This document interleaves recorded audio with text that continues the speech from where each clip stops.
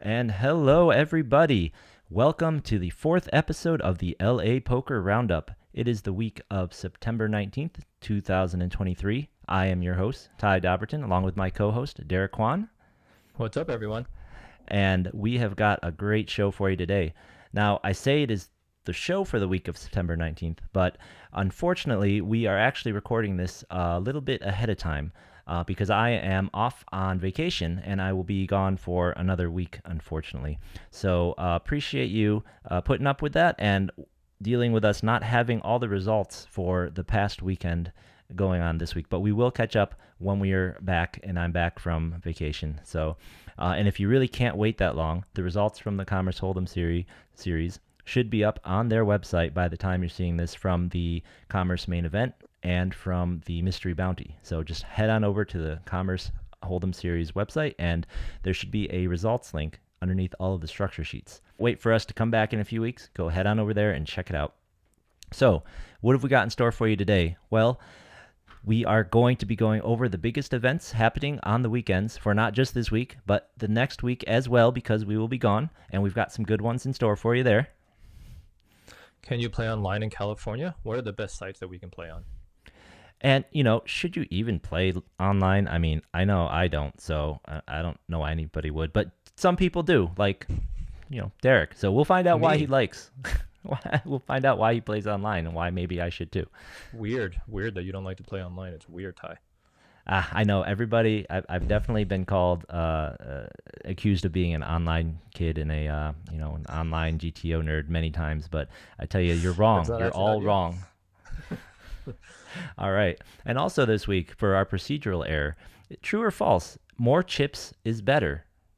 Hmm. Uh, And lastly, we'll wrap up with our roundup. Yep. And the roundup's going to cover 2 weeks this week as well because we will be on break next week, unfortunately. All right, so let's get started. So this week, the Commerce Hold'em series is moving into its final week of events. It's been a pretty successful tournament series so far, and I know I've been enjoying getting in there and firing away. Um, so this week, we end with another 100K guarantee, $250 buy-in tournament. Now, Nice. interestingly enough, it's not the same as the opening $250 100K guarantee tournament, which I don't know why. It's cool though because it gives you a little variety. So let's talk about what this tournament is going to be like. So the opening tournament was the Big 50. You started with 50,000 in starting chips, and it was just like this. It was also a 2-day event. Now for this event, you're going to be starting with 30,000 in starting chips. Oh Hmm. no, more chips are better, right, Ty? Right. That's the question right off the bat. So let's stick a pin in that. We'll talk about that later. But it does bring up a good comparison. The other really big difference between this tournament and the Big 50 is that this one has a double bag bonus of 1,500, whereas the double bag bonus for the Big 50 was only 1,000. Hmm. Another little That's wrinkle. interesting. I wonder why they did that. Yeah, I'm not sure either, but I will be very curious to hear what your thoughts are and what DJ's thoughts are. So maybe we'll be able to get a hold of him and ask him some questions on why they had these differences between the tournaments. Now, on that topic, Derek, what do you think about these tournaments with multiple flights having these bag bonuses at all? I know with the earlier tournament, the bounty multiplier, they had a bag combining gimmick. This one has this double bag, and I know that the bike is pretty famous for having their double bag bonuses. I also know that other places like the Lodge run bonuses such as best stack in the day two bonus, best stack at the end of each flight bonus, things like that. What do you think about these little side games? I think anything that gives more money back to the poker community is good, right? So we've had other things before these kind of double back bonuses where we started paying out, more at the field.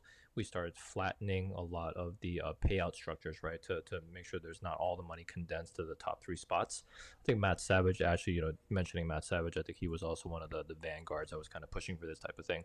But anything that gives more money back to the poker community is good. It keeps more people in action and doesn't make people go broke. And this is just another way of doing that, right? So one thing that everyone should be aware of, though, is that with the double back bonuses, those monies are coming from the prize pool.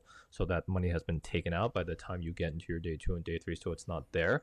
But but in some sense, like everybody who double bagged, or actually, for even the quantums, if you just qualify once, you get your money back, right? So it's like a min cash, but then the double bags add an extra incentive to go. So I'm not like super against it. I think you should just be aware of what's happening. That's all. What do you think about the concerns that I've heard some people have when these double bag bonuses are in play about soft play, potential collusion, Yeah. or even just modifying the way that people play such that kind of affects the integrity of the game when some people are kind of playing the tournament like a satellite or a survivor, and other people aren't. In particular, the concern is, let's say this guy's friend already has a good bag and he's playing at the same table as him. He could chip dump. What do you think of those kind of concerns? Yeah, I mean those are legitimate concerns, but I think they're the same concerns as, just as you mentioned, like a satellite or survivor. People tend to kind of do that, and sometimes it's not even like they have a. It could just be somebody they met on that day. They're just kind of getting along with, and now they're soft playing a little bit or around the bubble, and that kind of things happens, and it's not great, right? It's not really a great thing, but also it does sometimes just feel like these are these communal type of things that are kind of happening around the bubble where everyone's almost like a family together and rooting against the other tables or something, and everyone's kind of doing it. So in some sense, it feels it's like wrong, but it just still feels like friendly and not like like evil or anything like that. But it is also something to be aware of, that it can incentivize the wrong type of behaviors. Right, right. You saw a really extreme version of that every year at the main event. This year we Yeah. had some interesting stories of the gentleman who wrote a handwritten, I think it was a handwritten note. No, he printed it out. He That wrote a was note to so his whole funny. table. Yeah, he wrote a note to his whole table basically saying, guys, I have like less than one big blind left. It would mean the world to me to cash. Please don't raise the first round. Things like that. And I know that I heard another table where they folded the big blind for, I think, half a big blind or something. The small blind folded to him. Yeah. So you see these in other events too, for sure. And I personally I like that this bag bonus is a little less than correct. So the correct amount to get right would be $2,000 because the prize pool amount that you're entering into this tournament, this 250 tournament, is $200. So it's 250 minus 50 for house fees and rake. So 1 in 10 cashing, you really ought to make $2,000 back if you were going to pull your full Mm, value out of the prize pool. that's But right. I like that it's a little lower because I think that disincentivizes people who are would potentially play just for um, the people who we would most be afraid of doing these sorts of things, right? Doing them Yeah. playing in a kind of improper way, say, right? But with it being a bonus, but not so much, it still makes it worth it if I got a small bag to go back and try for a second one because, well, hey, I might not bag bigger, but at least I'll get this money back. And then of course the goal being to win big, to get the bigger bag, right? Because what we're really playing for is first place, obviously, right? Yeah. And sometimes there's players who are just really good at surviving. They're really good at survivor tournaments because of their style of play. And they also are probably the people who like playing like one table satellites and things like that. So I think this is, the type of incentive to get them to come out and play more flights because they're just really good at, going there and cashing, right? And it is, as an example for the quantums, if you qualified like 3 or 4 times, you're beating like half of the field and whatever they can cash on day two already. Yeah, no, that's always a funny. It's always a funny side effect you see occasionally, like in the Mega Millions, you see a guy who bagged maybe 6 times or something. So crazy.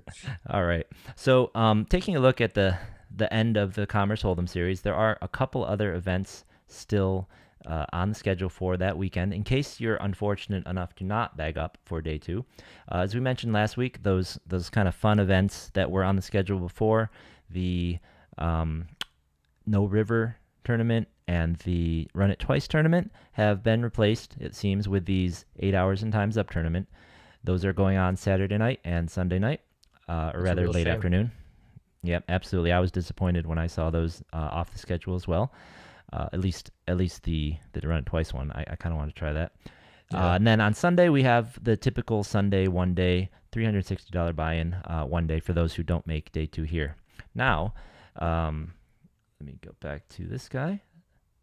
So the other things going on that weekend, though, another unusual tournament or another notable tournament that weekend. If you don't make day two of the oh shoot, I closed it. Another notable tournament that weekend is at Hollywood Park on Sunday. 9/24, the day two of the 100K, they're actually holding a 50K guarantee mystery bounty tournament, and that is a Nice. $360 buy-in down there. And that Oh, it's kicks like a off way. their that kicks Yeah, it's off a their nice super little week. like a secret tournament. It should be kind of fun.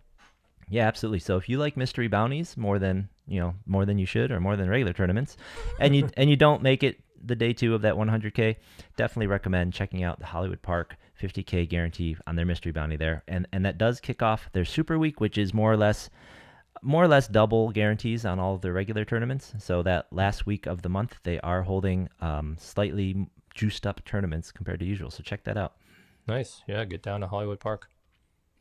I believe Derek's never been there still, so maybe we can. I actually I feel like it's amazing, but I feel like I've actually never been to Hollywood Park. It's kind of crazy.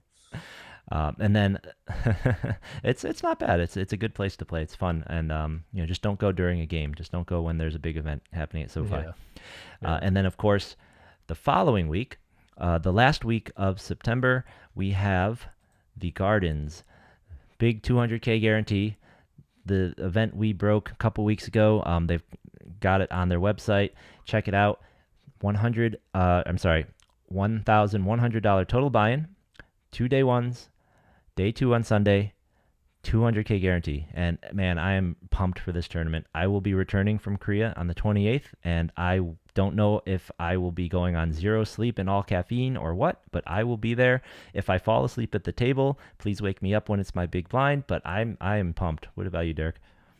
I'm pumped. You got home field advantage because of how well you play at the Gardens. But yeah, I'm super excited for this one. It's like I feel spoiled that we actually have two $1,000 buy-in tournaments within a couple of weeks of each other because we just don't get these down here in LA anymore.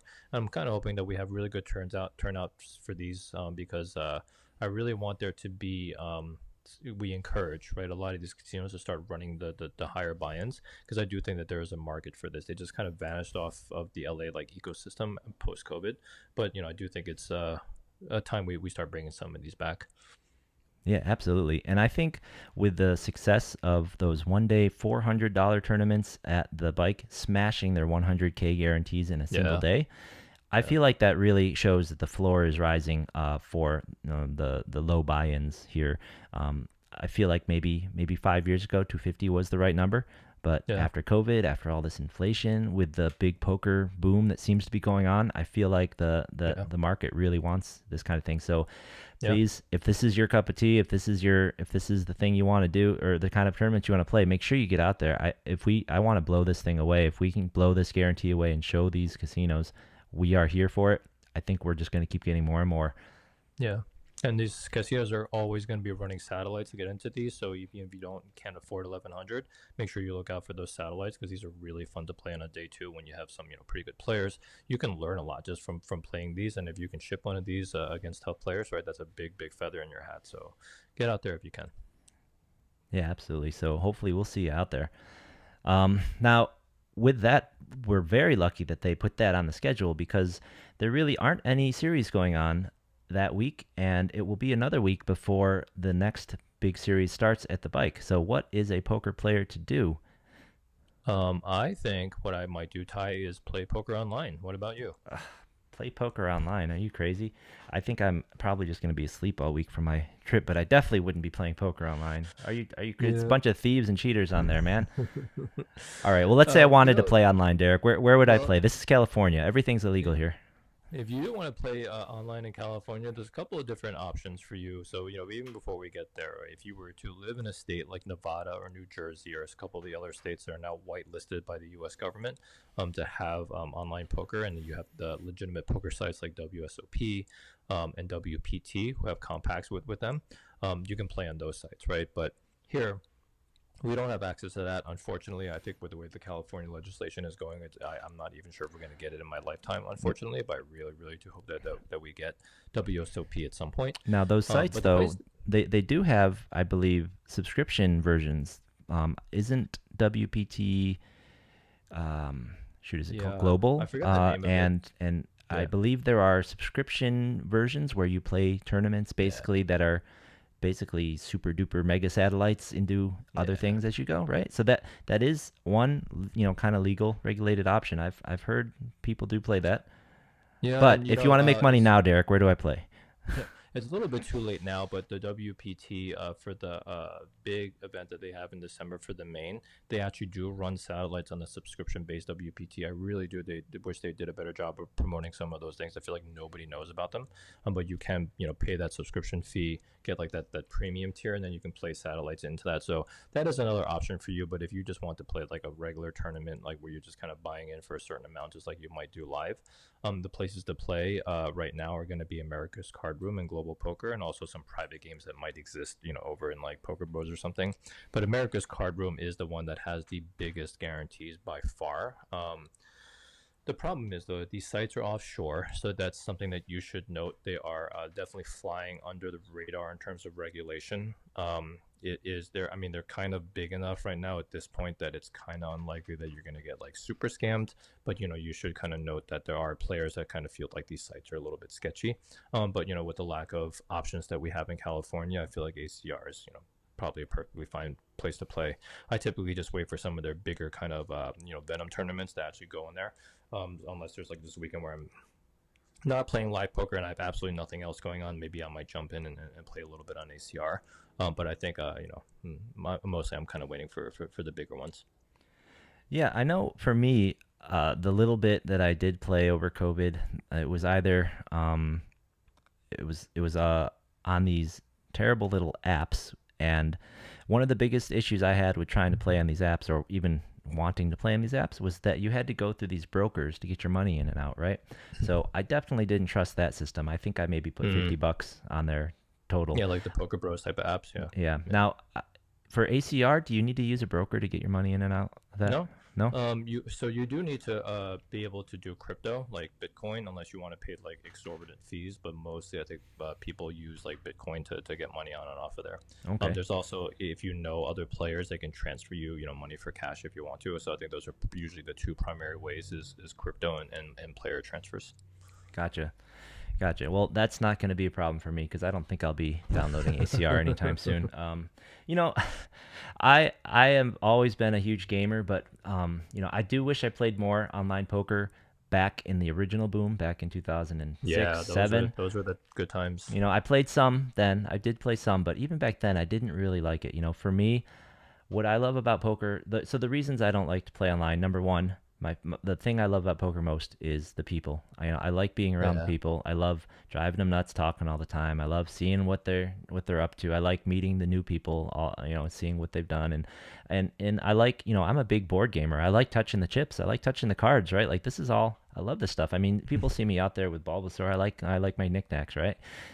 So that's number one. Number two, um, there's so many allegations and there's so much Yeah. chatter out there about all the different ways you can be cheated on here, right? On these sites, especially the apps. But even outside of that, how do I know I'm not being cheated, right? Uh, Yeah, definitely that is always going to be a concern playing online is like what's actually happening on the other side of it. I think the bots, like playing a bunch of bots, is probably a little bit overstated, maybe a little bit at the lower levels, but at the bigger levels, you're probably going to run into, things with. I think people have heard the acronym RTA, which stands for real time assistance, and that is when people are using things like solvers, right, to help them while they're playing. But then you also have, as you see on screen here with Ali Imsirovic, and also with Jake Schindler, and to some extent Bryn Kenny. These three guys are actually like incredible poker players. I feel like they're absolute crushers, and they're definitely in the top, 5, 10 players in the world. Really unfortunate they got caught cheating online. And the ways that you cheat online is there's some collusion parts, right, where you might be on chat with somebody and sharing your cards with each other when you're at the same table, which puts all the other players at a disadvantage. But then they were also doing things like what's called ghosting, right? Where they might have like a stable of players that they invested in, and then when one of those players goes really deep, they replace that player with somebody who's more talented, and that really sucks because if you've been playing with somebody all tournament, you have reads on them, and all of a sudden it's a completely different player, and that player is like 3 or 4x better. That really really sucks, and I really just wish they hadn't done that. I don't know how rampant that is online, to be honest with you. It certainly doesn't prevent me from going and playing, but I am always cautious about it. But I think Ty, you are legitimate. You're right to be concerned about that. And on the other hand, I'm also the same as you. I like playing live more than I like playing online, especially for the people aspect. The chips and the cards and everything, and that whole experience. It's a lot more fun for me. Yeah, absolutely. If and when, and if from what I read, if the coalition of Native American casino lobbyists ever get out of the way of the other group that's trying to get online poker legal in California, and all of that ever gets sorted out, um, I will I definitely will play, because the third kind of, or the last thing that kind of really keeps me from wanting to put any money on there is I wasn't playing a lot online when it happened, but Black Friday happened, and all the unregulated sites can just go poof overnight. Whether Yeah. it's because of the ultimate bet type of situation where the operators are just scummy, or whether it's because of government intervention. Like, Yeah. if it's unregulated, you just don't know. So why would I want to put hundreds of thousands of dollars in there? I Yeah. just wouldn't feel comfortable at all. It's definitely good practice to keep your balance online low and just enough for you to get, to play a day or two. Just pull money off whenever you can. I always do that. If I have anything like even a moderately like big score, I'll pull a lot of it off and just leave enough in there for me to be able to play again. Yeah, no, that's definitely a really good practice, I think, as well. I have heard they have interesting. Sometimes, if you do have a good score, or you're cashing it out too much, they do have interesting policies that can seem like they are holding your money, and I guess they're Hmm. supposedly just supposed to help prevent things like some money laundering, and some they're supposed to Hmm. prevent cheating, quote unquote. But I guess just another thing to be aware of if you do play online fair amount. Yeah. Yeah, I think usually the withdrawal problems, and I haven't really had any withdrawal problems, although I've never shipped like a 500K tournament or something like that on ACR or other places. Not yet. There are sometimes withdrawal limits, so be careful, or not be careful, but just like be aware of what the withdrawal limits are. But then also note that there is usually some policies around when you deposit money that you need to play through some percentage of it before you can withdraw it. So there are sometimes like those type of policies. So just be aware. Just like read all the fine print whenever if you decide to go play online. Absolutely. Yeah, because you don't want to be surprised by that sort of thing, or Yep. Yep. make a mistake and then suddenly be locked out of your money for some amount of Right. time. Absolutely. Definitely a nasty surprise for someone who wasn't aware. All right. All right, so let's move on to our procedural error of the week. I had been scrolling through poker Twitter a couple weeks ago, and you know, I follow, as we talked about before, Matt Savage, his name came up. I followed Matt Savage, tournament director extraordinaire, former tournament director from Commerce here, actually, and now I believe he's working for WPT these days. But one of his absolute major pet peeves, and he actually wrote an article about it some years ago, but one of his major pet peeves is this idea that more chips is better, and that and the constant push to have tournaments that have more and more chips, that start with more and more chips, that even at the lowest buy-ins, just piling chips on to appease the Rex, as they say, and that is the major argument. um you know what do you think? What is your feeling on this, Derek? For me, I know I agree wholeheartedly with Matt that people continually this kind of chip inflation that's been going on in tournament poker over the years is just very harmful for the game. Yeah, Matt Savage is obviously an elite tournament director, heavily involved with the TDA, and he always knows what he's talking about. And even if you might disagree with him, you usually can tell exactly where logically he arrived at his conclusions. I think the important thing to note about chips or chip stacks is that a big or a small chip stack doesn't necessarily mean a tournament is going to be faster or slower. The structure is going to be a function of the structure plus the chips, right? You can have a ton of chips and a super fast structure, and it might even feel faster than a tournament with a shorter stack and a more normal structure, right? So it is like those two things together, lockstep, hand in hand, that makes a tournament structure good or bad. Yeah. um I kind of so this is sort of one of my pet peeves as well, just because what you said is a much more nuanced kind of take on it, right? kind of the more holistic way that you should look at it. But I know that just from reading his Twitter responses and from talking to some other people that it is a really commonly held belief just that more chips are better. And the the trend, it drives me crazy that people they don't understand, they don't want to think about the other part of it that you're talking about. Hey, the chips are only one part of the equation. The structure is really what's important. How many big blinds are you going to have at the Yep. certain points in the tournament, right? What does this chip stack that everyone started with mean for what the end of the tournament's going to play like, how long it's going to be, right? So Yep. people don't think about that, and the more they push for more chips without thinking of that, I just feel like the worse and the worse tournaments overall, especially these cheaper tournaments, these lower buy-in tournaments, get for everybody. Yeah. Yeah, and like you need to think through all the way through, unless it's something like the World Series of Poker main event and it's going to go like 10 days or whatever it is, right? Tournaments are going to be fast at some point. So do you want it to be fast in the beginning or do you want to be fast towards the end, right? Mm-hmm. And I don't like it to be fast towards the end because that's when the big money decisions are happening, right?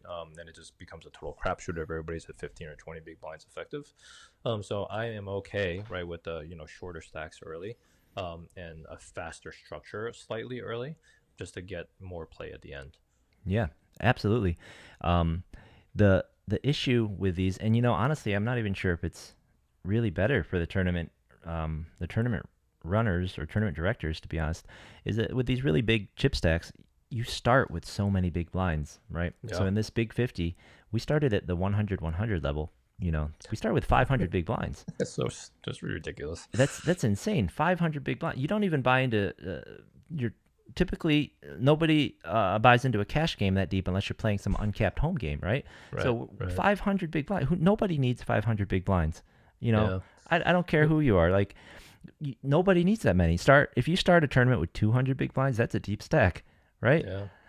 And what that means is that everybody later on in the tournament, when you start to consolidate those stacks, well, now you have effectively, day two starting stack was effectively 5,000 starting big blinds, right? Yeah. And which means that, oh, these blinds, if we don't want the tournament to take forever, they're going to have to make some huge leaps. So, Yeah. like you said, it's either going to be deep in the beginning or deep at the end. And what you see in so many of these, especially like in these dailies, right, is that later on in the tournament and at the end of the tournament, you go from this a lot of play, registration closes, and all of a sudden it's a shove fest. Right. Yep, yep. And we're 12, 13 big blinds on average at the final table, and it's just like, what happened? And everyone should be aware that theory tells you when you are very deep in a tournament, like, 200, 300 big blinds, you're not raising 2.2x to open, you're raising 3x to open because the stacks are so deep, right? It's okay to make your stacks bigger to make the play a little bit shallower post, however you can. So note that like theory even tries to offset the extreme depth of your stacks in the beginning before you get into some of the later stages. You can start raising the 2.2x or even min raising. So yeah, the huge stacks in the beginning might seem like fun to some people, but I can tell you that it definitely comes at a cost, and that cost is usually going to be towards the end of the tournament or the middle stages. Yeah, I know my favorite technique for shortening stack depth at the beginning of a tournament is to straddle every time I have the chance. And I know it's not a real straddle, but if I think any of the people around LA who've played with me know that if you sit down at the beginning of the tournament with me, there's going to be a fake straddle on for quite a while. And, that is, it's too many chips. If you give me 500 Yeah. big blinds, I don't want them all. I'm trying to give them away. We got to get them in the middle. 500 big blinds, well, what the heck? Why don't I have 2,000 big blinds or get me back down to 100? It's just too many chips. So, If anybody ever wants to give me chips early in a tournament, just let me know. I'll come over. you got to get them in the middle, though. I mean, you're going to have to beat my hand. You're going to have to beat my hand. I think Was that one little wrinkle? a little wrinkle. I think in the last one, I think in the Big 50, actually, I did that. And let's see. I think it was probably the 100, 200 level. I think I probably made it 600 dark under the gun. And I think I Yeah. got raised by the blind to like 2,600. So that was a pretty good start. And I think I called, Yeah, I remember. Yeah. I called with 10-5 suited. I flopped a 5. I got check raised and I turned a 5. So, this is this is too many chips. You don't want someone like me being able to afford to call a massive 3 bet.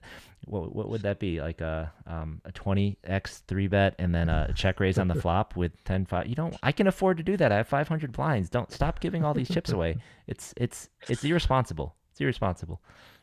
I think theory also says that you should play tighter with a big stack tie. I just wanted to let you know that too. Yeah, well, like I said, I'm not actually an online GTO kid, so You don't care. I'm just gonna splash around if I got 500 big blinds. yeah, yeah. We'll play good when we have 100 big blinds. We'll play good when we have 30 big blinds. Yeah. Yeah, and this is something that comes up. Matt is very passionate about this, because pretty much like clockwork, roughly every month or month and a half, something on Twitter triggers him to bring this all back up again, and we have this same discussion. He brings up here that in 2003, when Moneymaker won, back then the World Series main event gave you 10,000 in starting chips. Well, now you get 60,000. That's what we got last year, right? 60,000. And his event was, I believe, in the 500 to 700 person entries, right? It was less than 800, that's for sure, because Yeah. or yeah, I think it was somewhere around there, right? It wasn't up into the many thousands yet, right? No. Because it blew up after him, and it still took Yep. 5 days to complete. So Yeah. clearly, this structure was very playable. Yeah. And That's a very good example of like the number of chips by itself isn't the determining factor. It's the structure plus the chips. exactly. So hopefully, we'll take some time in the future, and we will break down what some of these structures are like in some of these tournaments. Yeah.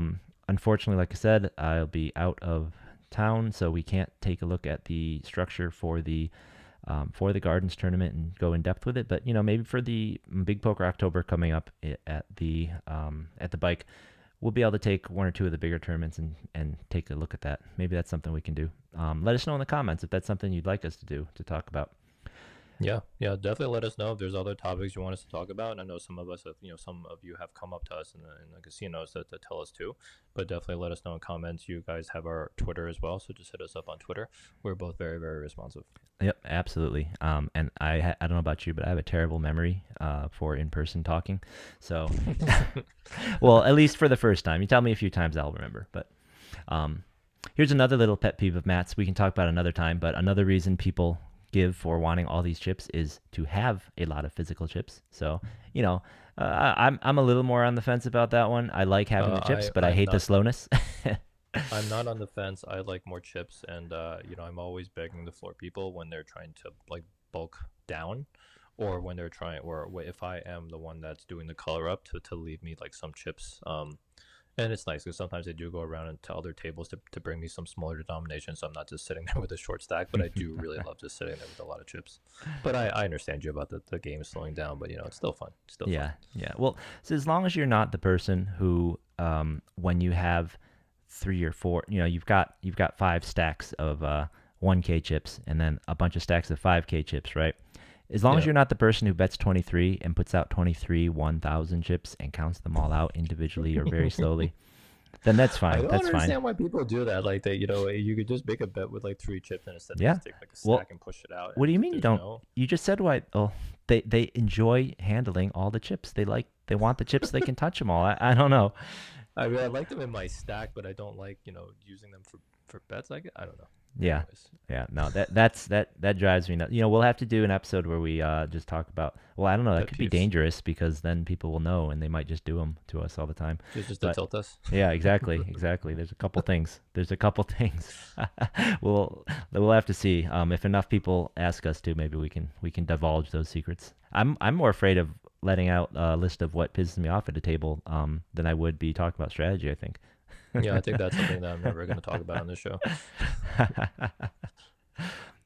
All right. So I think that brings us to the end of this one. I think it's time to get into our double roundup for the week.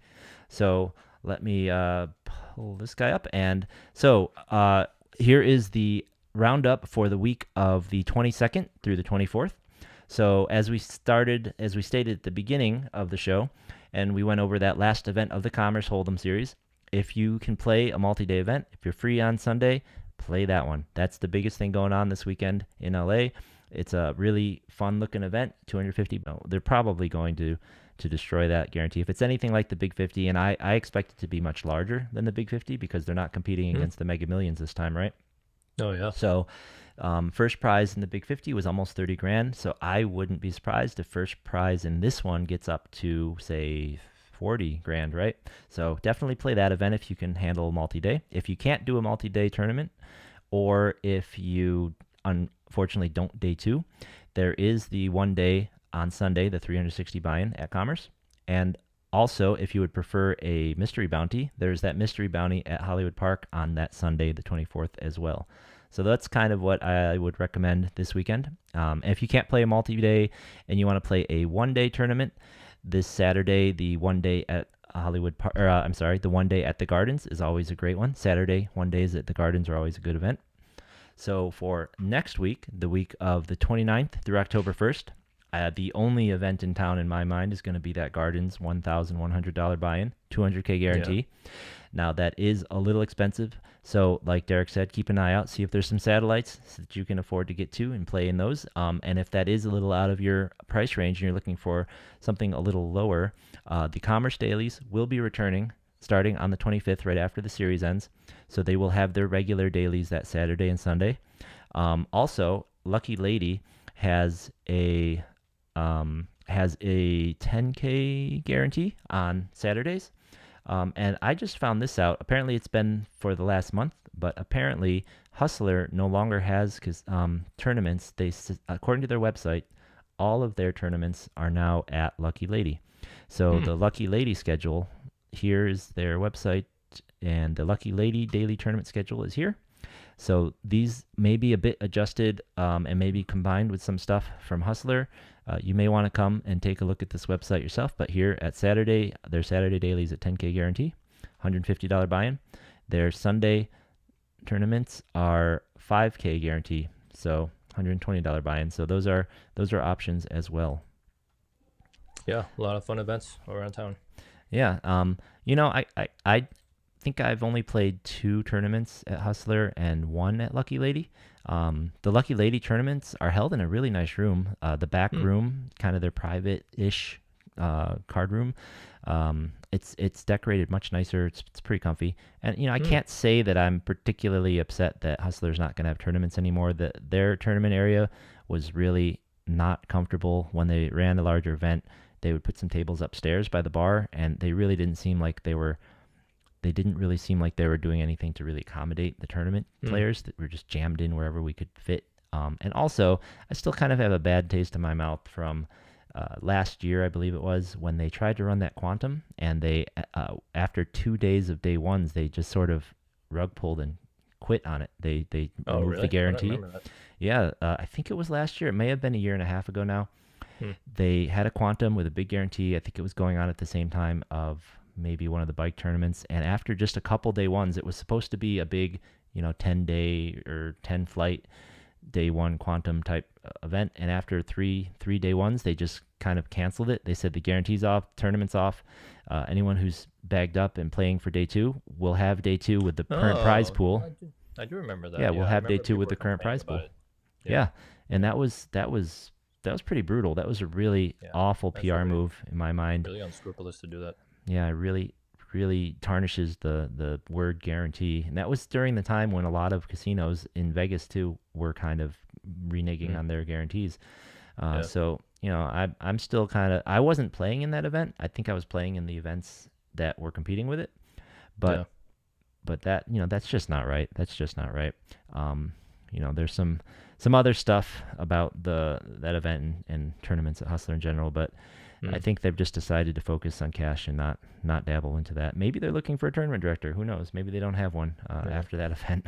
But okay, so that is your roundup for this week and for next week. So we will not be around next week. We are taking a week off. I will be vacationing and touring around Korea. Next week, this time, I'll probably be somewhere on Jeju Island. If you're there, try and find me, say hi. And when I come back, we will be back as well after that Gardens event next week, or in 2 weeks, on October 3rd. So we will catch you then. Yeah. Thank you for listening, everyone. We're going to see you at the tables.